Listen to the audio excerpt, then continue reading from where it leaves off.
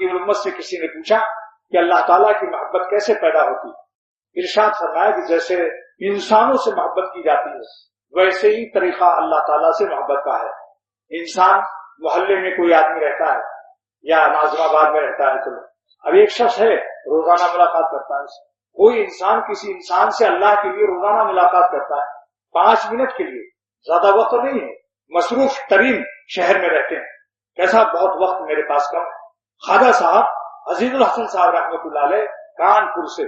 Deputy کلکٹری کے زمانے میں تھانہ بھون پہنچے سہارنپور، کانپور اور سہارنپور کتنا فاصلہ، چند منٹ حضرت کو دیکھا، مسجد سے حجرے کی طرف زیارت کر لی اور اس کے بعد بغیر ملے واپس آ گئے، جو دوسری گاڑی سے واپس آنا تھا، سرکاری کام تھا۔ جب وہ واپس آ گئے تو لوگوں نے بتایا حکیم الامت سے کہ آپ کا ایک عاشق، آپ کا ایک دیوانہ عزیز الحسن مستانہ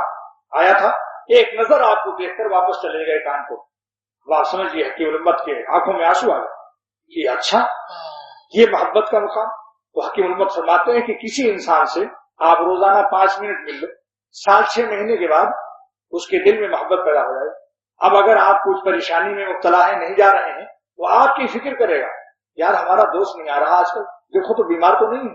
معلوم ہے بیمار ہے، کیا بھائی آئے نہیں تم؟ ارے صاحب پیسہ ہی نہیں علاج کرنے کے لیے، اگر تندرست ہوتے تو آ جاتے، یہ لو بھائی 100 روپیہ تم جلدی سے کرو، تم روزانہ آتے آتے تو تم نے میرے مزاج کو تم نے اپنی محبت کا ایسا عادی بنا دیا ہے کہ میں تمہارے آمد کا اور کچھ گفتگو کا منتظر رہتا ہوں، لہذا تم اگر مجبور ہو تو یہ 100 روپیہ لو، تم علاج کرا لو تاکہ تم اپنا آنا شروع کر دو۔ اور اس نے کہا تھا وہ گھر میں آٹا نہیں تھا اس لیے نہیں آئے، لو بھائی آٹے کی بوری بھی لو۔ وَمَن يَتَّقِ اللَّهَ يَجْعَل لَّهُ مِنْ أَمْرِهِ يُسْرًا،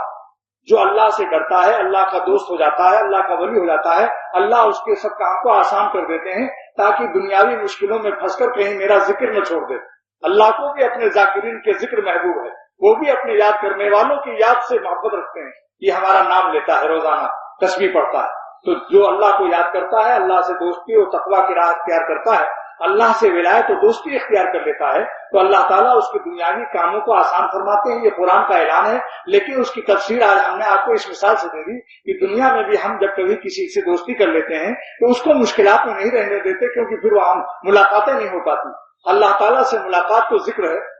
بغیر ذکر کے اللہ سے ملاقات کا کیا ذریعہ ہے؟ جب بندہ اللہ کو یاد کرتا ہے تو اللہ تعالیٰ سے ملاقات ہوتی ہے۔ حدیث میں آتا ہے نا جلیس من ذکرنی، جب کوئی مجھے یاد کرتا ہے تو میں اس کا ہم نشین ہوتا ہوں، اس کے ساتھ ہوتا ہوں۔ تو معلوم ہے اللہ تعالیٰ سے ملاقات کا ذریعہ تلاوت، ذکر، درود شریف، تسبیح لے کر بیٹھ جاؤ قبلہ رو، بس ملاقات شروع ہو گئی۔ تو یہ ہے نسخہ، یہ ہے وجہ کہ اسی لیے آپ دیکھتے ہیں کہ اللہ تعالیٰ کے جتنے خاص بندے ہیں اکثر ان کی مشکلات آتی ہیں، مگر جہاں 2 رکعت صلاۃ حاجت پڑھی اور روئے اللہ سے اور کام بنا، اور اگر دیر ہوتی ہے تو سمجھ جاتے ہیں زیادہ رولانا چاہتے ہیں، زیادہ دن تک چاہتے ہیں یہ مجھ سے روتا رہے، امید نہ برانا، امید برانا، یہ عرض مسلسل کا کیا خوب بہانا ہے۔ مولوی فرماتے ہیں کہ اللہ تعالیٰ سے مانگنے کا مزہ جب مل جاتا ہے تو فرماتے ہیں کہ اللہ تعالیٰ سے مناجات اور اشکبار آنکھوں سے بس کچھ پوچھو مت، بڑی نعمت ہوگی، مصیبت تو دور ہوگی لیکن ساتھ ساتھ یہ بھی تو نعمت عظیم الشان ہے کہ اللہ تعالیٰ سے اشکبار آنکھوں سے دعائیں مانگنے کی توفیق ہوگی۔ اللہ تعالیٰ تقویٰ اس کی برکت سے کام کو آسان فرما دیتے ہیں، قلب میں سکینہ اور سکون عطا فرما دیتے ہیں،